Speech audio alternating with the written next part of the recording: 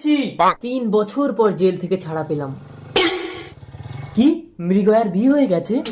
বশীকরণ মন্ত্র দিলে পরের বউ ছুটে চলে আসবে। তাই দিন বাবা। এই নে তোকে তেল পড়া দিচ্ছি, হাত পাত। তেল তেলানি জলে ভাসে, তেল মাখলে জগৎ হাসে। তেল মেখে দরবারে দিলাম পা, মৃগয়া তুই ধনুকের হয়ে যা। এবার তেলটা তুই মুখে মেখে নে, দেখবি ও কাঁটা পালা ফাঁক করে তোর কাছে ছুটে আসবে। এই তুই কে রে? বেরো আমাদের ঘর থেকে। মৃগয়া আমি তোমার স্বামী। আমি তোকে চিনি না, তুই আমার নাম ধরে ডাকবি না। শ্বশুর মশাই। এই মৃগয়া কি হয়েছে রে? বাবা আমি ধনুককে ছাড়া বাঁচবো না। মৃগয়া ধনুক, ধনুক, আমি কাটাপালা ফাঁক করে ছুটে এসেছি তোমার কাছে। মৃগয়া তুমি এসেছো? দিদি আপনার ছেলেকে একটু বুঝিয়ে বলুন।